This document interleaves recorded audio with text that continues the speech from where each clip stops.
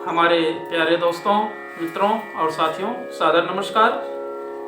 हमारे इस YouTube channel video में और फेसबुक वीडियो में आप सभी दर्शकों का हृदय से स्वागत है।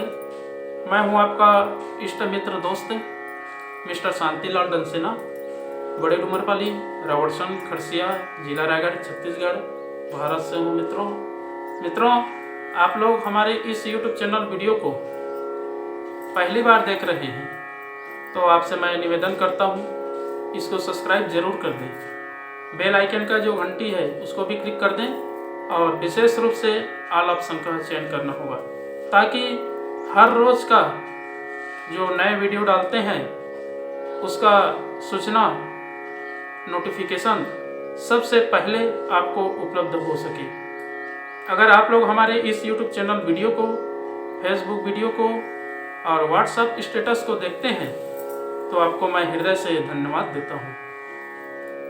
मित्रों, शुरू से अंत तक जरूर देखें, सुने समझें, अनुभव भी करें।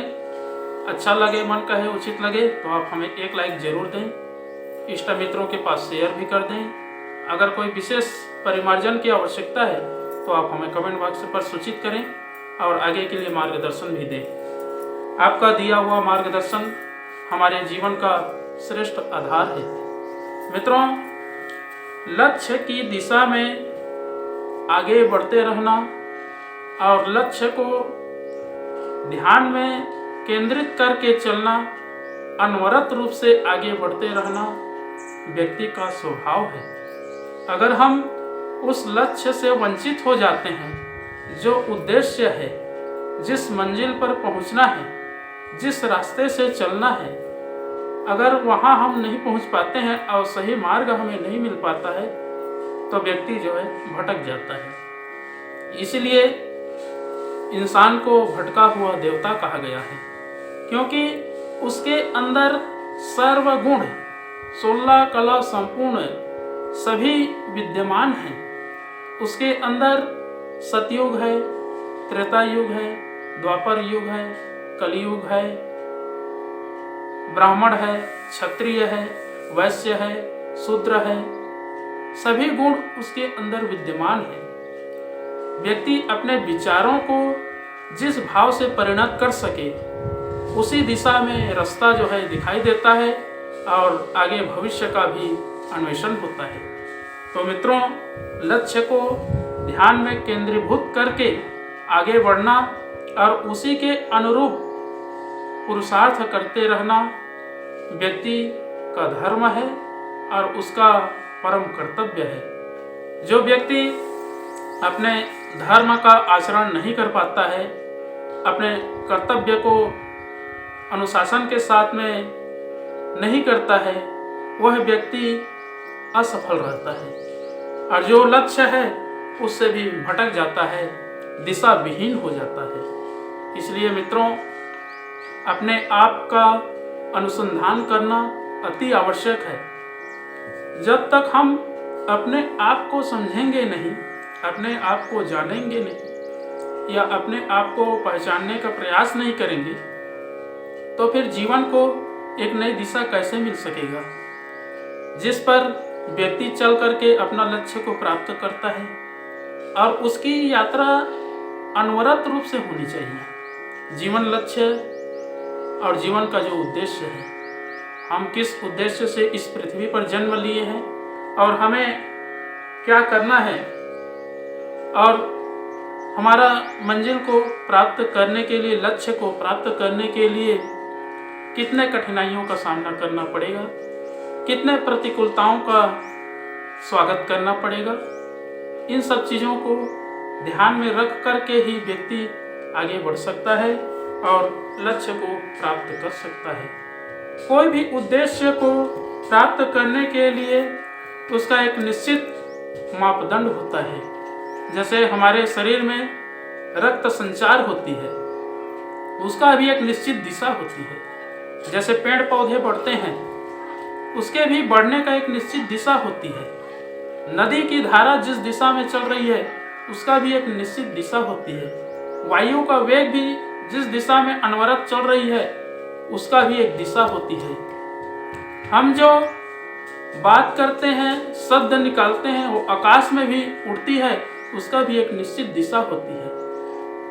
किंतु उन दिशाओं का अन्वेषण करें तो अपने जीवन का भी एक निश्चित दिशा है, और उस दिशा पर चल कर के ही व्यक्ति बहुत कुछ कर सकता है, अपना अस्तित्व को भी पहचान सकता है और जीवन को आनंद के साथ में जी सकता है। व्यक्ति को 3 भागों में विभाजित किया गया है। एक होता है नर पशु, जो हमेशा इंसान की शक्ल में तो है लेकिन हमेशा पशु जैसा आचरण करता है। क्या सही है, क्या गलत है, किस में दोष है, किस में सच्चाई है, इन सब चीज़ों का अनुसंधान करने की क्षमता नहीं रहती है। भले ही उसका आकृति मनुष्य जैसा दिखता है लेकिन पशु जैसा आचरण होता है, उसको नर पशु की श्रेणी में गिना जाता है। मित्रों, दूसरी बात आती है नर मनुष्य।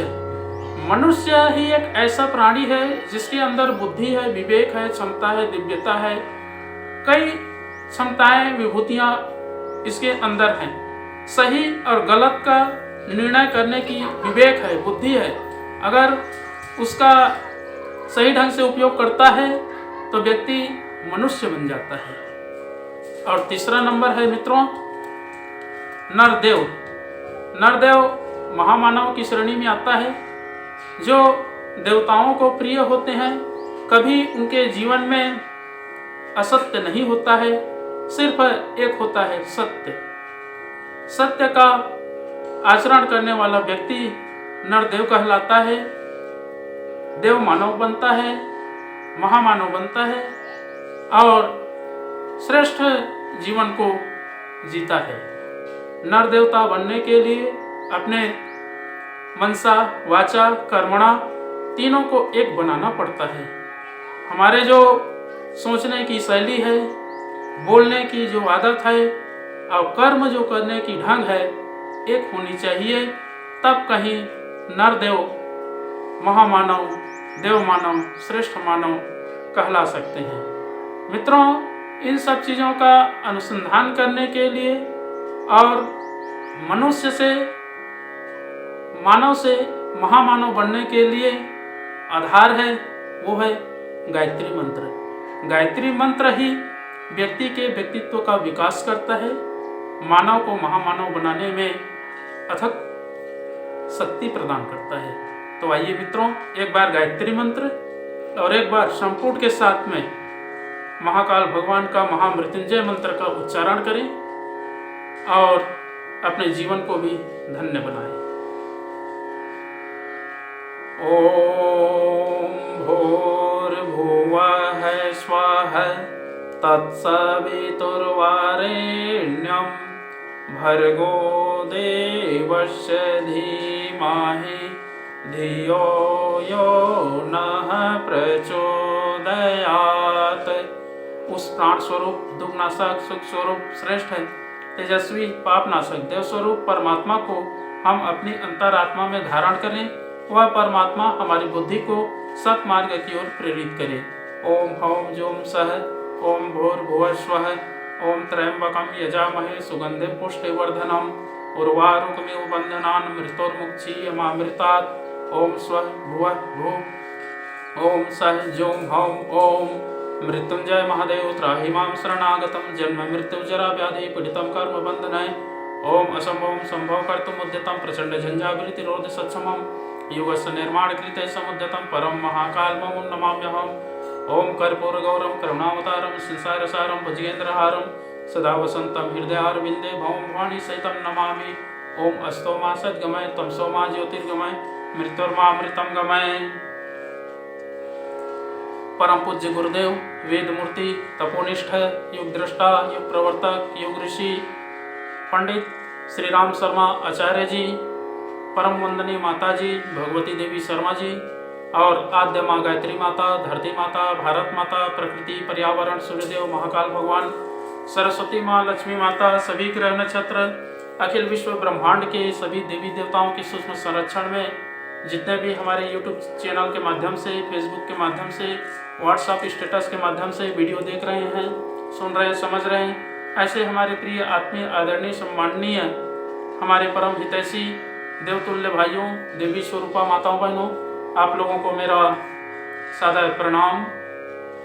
ऋषि चिंतन के सानिध्य में से आज का जो एक बहुत ही अनमोल सुविचार है आपके पास प्रस्तुत कर रहा हूँ। आज का सुविचार है मित्रों, लक्ष्य की दिशा में अनवरत यात्रा। बहुत ही अनमोल सुविचार है। सदुद्देश्य के लक्ष्य की दिशा में यात्रा क्रम अखंड ही रहना चाहिए। थकान आने पर थोड़ा विश्राम कर लेने में हर्ज नहीं, पर दिशा धारा में परिवर्तन नहीं होना चाहिए। मित्रों, कितने अवरोध ऐसे हैं जो लुभाते, डराते और भटकाने में चूकते नहीं। वन्य प्रदेशों में पशुओं की झुंड निरुद्देश्य घूमते हैं, उनके खुरों से पगडंडियां बन जाती हैं। लगता है कि राजमार्ग की अपेक्षा इन पर चलना सीधा पड़ेगा। कई पथिक इस लोभ से उन पर चल पड़ते हैं। परिणाम में कष्ट सहने, थकने और निराश होने के अतिरिक्त और कुछ उपलब्ध नहीं होता। मित्रों, अपूर्णता से पूर्णता की ओर का प्रयाण क्रम निर्धारित करना और उस पर